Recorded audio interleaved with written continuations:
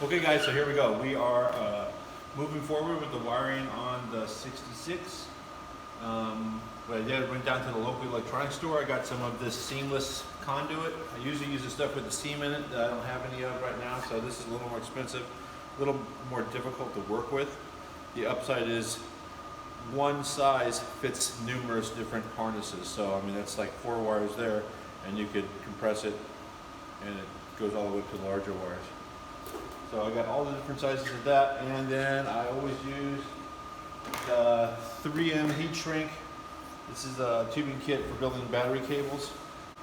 The reason I use this is that it's the kind with the epoxy on the inside. When you shrink it up, it actually glues everything. So now I cut one short piece of the conduit and slid it over. It goes all the way down to the firewall where the hole was already there. And then once that's on, but one of the little tricks too is once you cut this stuff, it wants to fray up. So after you cut it, take a big lighter and just lightly hit the end of it. And then just tap it, and then it will still expand, but it won't fray up and turn into like a bunch of little plastic hairs.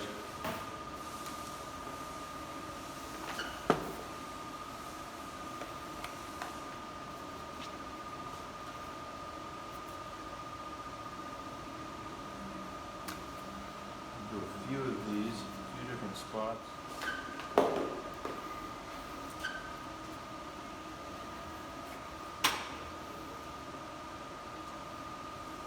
It's sort of the same thing as I was doing under the car. You route the harness where everything goes. You just, this is coming out of the firewall to the left of where the hole comes through the firewall. I'm gonna have the oil pressure sender, a choke lead, ignition source, and a tack signal.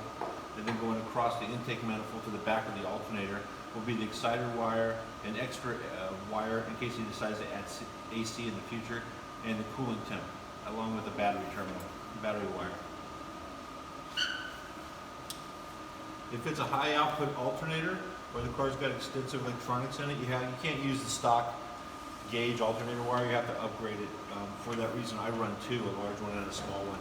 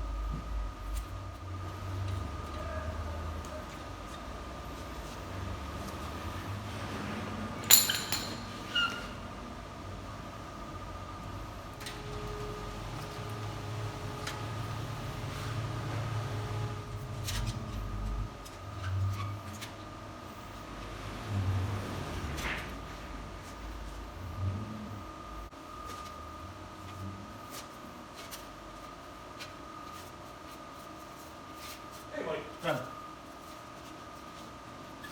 Put the into the lock. Okay, one second.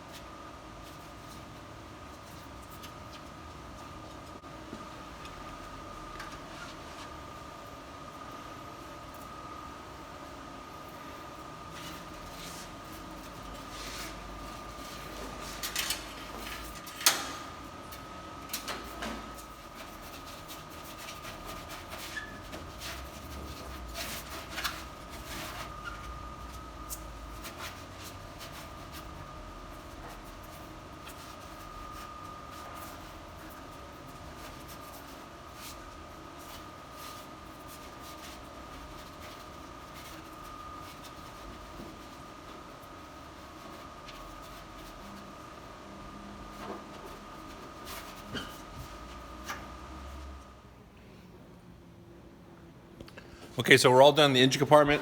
Lighting harness is all installed. Only way you can tell it's good is you can't see it. There's the one in back there. A couple of wires that go to the sensors. The temp sensor used to be on the bottom of the block. Doesn't make sense to me why you would want to know what the bottom of your block temperature is. I'm a little more concerned with cylinder head temperature.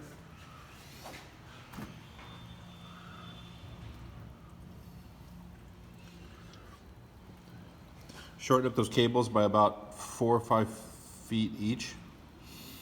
The fan control, I'm going to actually change that one wire that comes from that fuse. But as you recall, this was a repair from a wiring issue, not really a custom job. And so that's all done. All the wires are inside the car. They're all routed. Now we're going to start making little sub harnesses that will go to the fuse box, or from the fuse box to the actual switches. And once all that is roughed out and all the connectors are on, I use the stock connectors. Just re-terminate them. That's the ignition switch, that's the headlight switch. That way if somebody else works on the car, they can just unplug it. They don't have to know where everything goes. And we'll put the dash back in today, and this thing will be down the road.